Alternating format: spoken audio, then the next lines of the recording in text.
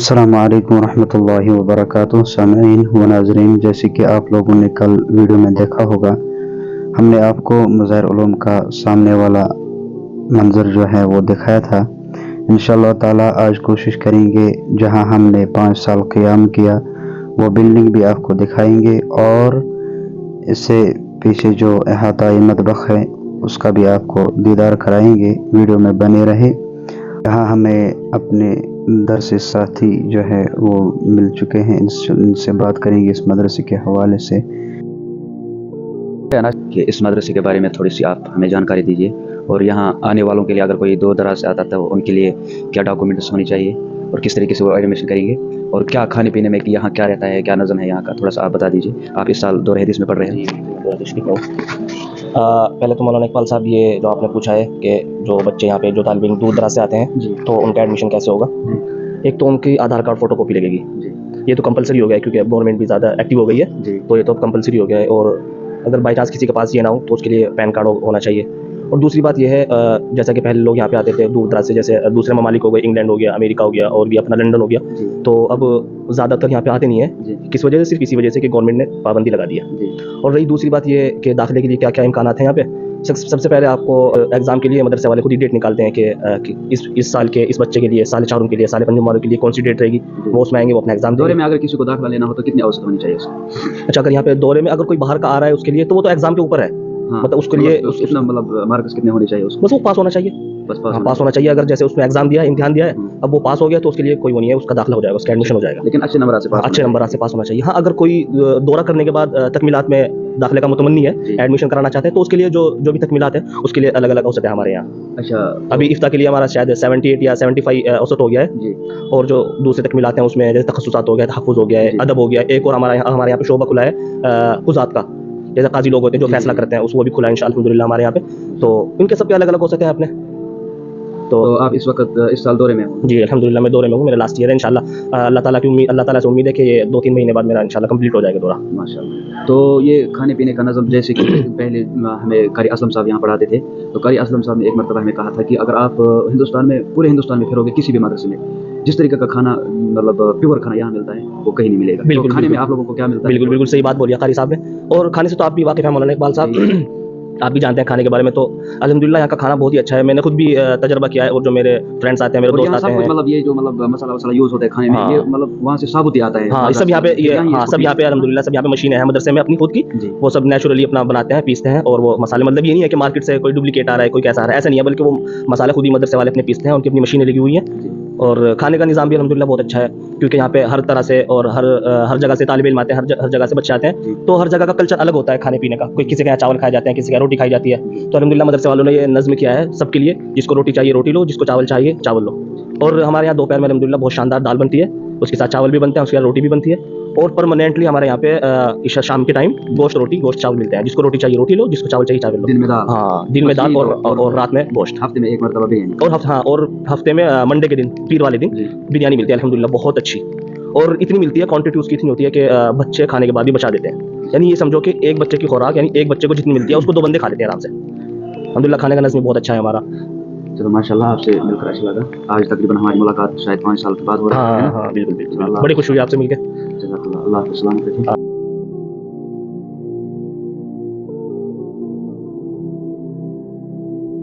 यहाँ का एरिया दिखाता हूँ। ये वो एरिया है जहाँ मैं तकरीबन बराबर 5 साल रहा, यानी 5 साल तक मेरा यही असद 2 मंजिल, असद 2 नंबर, ये मेरा कमरा नंबर था।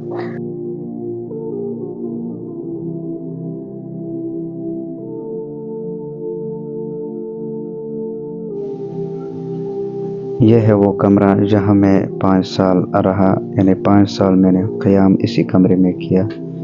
ये आप देख लीजिए, कोई आसान नहीं होता है हाफिज़ कुरान बनना, कोई आसान नहीं है आलिम दीन बनना।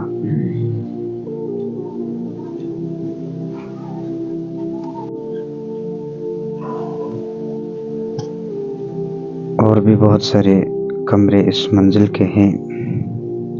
और यहाँ हमारे मुफ्ती जवेद राना साहब भी सोते हैं, उनका भी इसी मंजिल में क़याम है।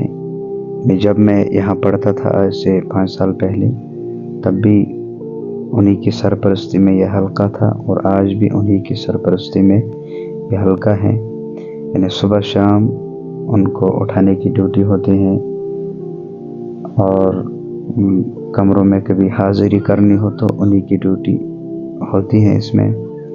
और यहाँ से जो आप देख रहे हैं गली, यहीं पास में ही सामने उनका कमरा है, जहाँ हमने जाने की हिम्मत नहीं की।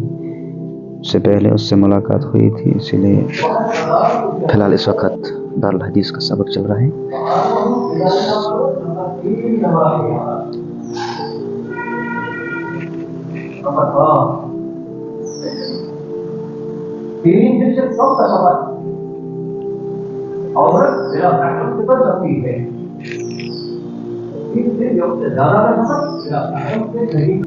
ये जो आप यहाँ से छोटी सी पार्क देख रहे हैं, ये मदरसा मज़ाहिर उलूम का पिछला वाला हिस्सा है, बैक वाला साइड है। कल जो मैंने आप लोगों को दिखाया था वो सामने वाला हिस्सा था। तो इस एरिया को अहाता मदबक के नाम से जाना जाता है। यानी इसी जगह पे जो है बच्चों का खाना बनता है वहाँ सामने, और यहीं इसी जगह पे बच्चों का खाना बढ़ता भी है। जब आप इस गली से एंटर हो जाते हैं तो आप डायरेक्ट जो है अहाता मदबक में पहुँच जाते हैं। पर अहाता मदबक की तरफ पहुँच जाते हैं तो यहाँ जो है खाना बनता है और फिर यहाँ से बच्चे लोग जो है लाइन लगा के यहाँ रोटी, मतलब जो रोटी खाना चाहे उनको यहाँ रोटी मिलती है, टिकट मिलती है, फिर यहाँ रोटी भी मिलती है और चावल भी मिलता है। और जो चावल खाना चाहते हैं फिर वो लोग यहाँ से चलते हैं, उनकी लाइन यहाँ से होती है। तो वहाँ एक मुलाजिम होते हैं वो फिर वहाँ टिकट देते हैं, तो आगे फिर जाकर मिलता है चावल और वहीं से फिर सब्जी भी मिलती है। ये देख लीजिए आप किस तरीके से बच्चे जो हैं अपना खाना ले लेते हैं। तो फिर इसको आधे जो हैं इसी टाइम खाते हैं, आधे रात में खाते हैं। ये जो यहाँ की तरफ से लाइन है ये चावल वालों की लाइन है। जैसे हमारे कश्मीरी भाई चावल खाते, असमी भाई चावल खाते, इसी तरह बिहार के रहने वाले जो भाई हमारे हैं वो चावल खाते हैं और आगे से जो है रोटी मिलती है, जो रोटी खाते हैं। इस एरिया को अहाता मदबक के नाम से जाना जाता है। बहरहाल बाकी जो मैं ये मसाले वसाले की बात कर रहा था, इनको बाहर से आता है तो फिर ये यहाँ चक्की है बाज़ाब्ता, यहीं से फिर इसको पीसते हैं। चाहे मसाला हो साबुत ही आता है बाज़ार से, यानी कि कोई मिक्स मसाला हो इस तरीके का, उसमें कुछ मिलावट हो, कुछ भी नहीं। इसीलिए मैं कह रहा हूँ कि एक मरतबा हमारे कारी असलम साहब वो हमें पढ़ा रहे थे, तो उन्होंने मतलब पता नहीं किस, शायद उस दिन बिरयानी बनी हुई थी, तो फिर कारी असलम साहब ने ये दावे से ये बात कही थी कि पूरे हिंदुस्तान में आपको ऐसा खाना कहीं नहीं मिलेगा जैसे मज़ाहिर उलूम में मिलता है। सच बात यही है, प्योर मिलता है, यहाँ अपना मिलता है, सब कुछ अपना बनाते हैं। ये चक्की है।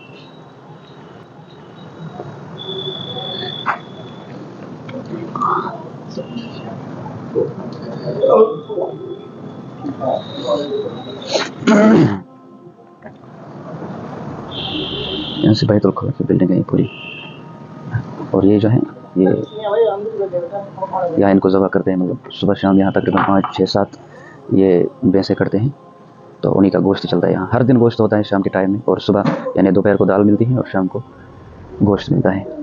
हर दिन का ये मामला है। तो यहाँ हमारे कुछ कश्मीरी साथी भी रहा करते थे। तकरीबन 4000 से करीब यहाँ तलबा जो है तालीम हासिल कर रहे हैं।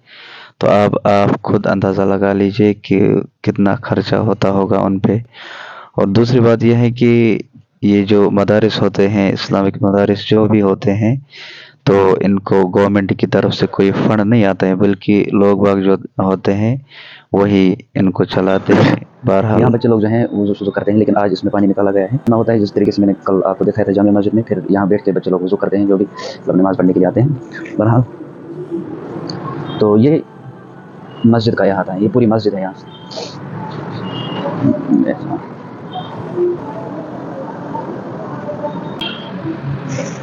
ये आप देख सकते हैं, ये मेरे ज़माने का है, मतलब जब दीवारी पर हम यहाँ से निकालते थे, जिस तरीके से हमारे यहाँ कश्मीर के मदरसों में जिस तरीके से दीवारी पर निकलता है, तो इसी तरीके से यहाँ भी हम निकालते थे। जो कश्मीर के बच्चे थे, जब साजिद मज़ाहिरी साहब और मुफ्ती अब्दुल्ला साहब, मुफ्ती मुदस्सिर साहब, मुफ्ती तारिक साहब, ये सब जब हम यहाँ पढ़ते थे, इसी तरीके से मुफ्ती यूनुस साहब हैं, हम जब यहाँ पढ़ते थे और मेरे सरपरस्त साहब मुफ्ती परवेज़ साहब, जब हम यहाँ पढ़ते थे तो तब दीवारी पर चाहिए ये आप देख सकते हैं, ये मोहम्मद इकबाल कश्मीरी, ठीक है, अरबी दूम, जब मैं अरबी दूम पढ़ता था और कितने साल हो गए आता मैं हूँ। बहरहाल इस पर गौर कर लेना चाहिए, ये हम सबका फ़ायदा है। उस दिन मैंने मौजू ये लिखा था, नीकी कर दरिया में डाल तुम। बहरहाल इस पर गौर कर लेना चाहिए। मैं अपने जो यहाँ हमारे तलबा पढ़ते हैं कश्मीर के, उनसे मेरी गुजारिश है इस पर आप थोड़ा सा गौर कर लीजिए, और इसमें हम सबका फ़ायदा है, अपना ही फ़ायदा होता है। बहरहाल जब इम्तिहान का रिज़ल्ट आता है तो बच्चों का रिज़ल्ट यहाँ ही निकलता है, फिर बच्चे लोग जो है अपना जो उनका एडमिशन नंबर होता है उसी हिसाब से यहाँ रिज़ल्ट निकलता है। ये नहीं कि किसी का नाम लिखा हो फिर उस बेचारे की बेइज्जती हो जाती है अगर किसी ने कामयाबी हासिल ना की हो। यहाँ एडमिशन नंबर लिखा हुआ होता है, उसी हिसाब से फिर यहाँ रिज़ल्ट अपना, हर एक को अपना एडमिशन नंबर पता होता है। बहरहाल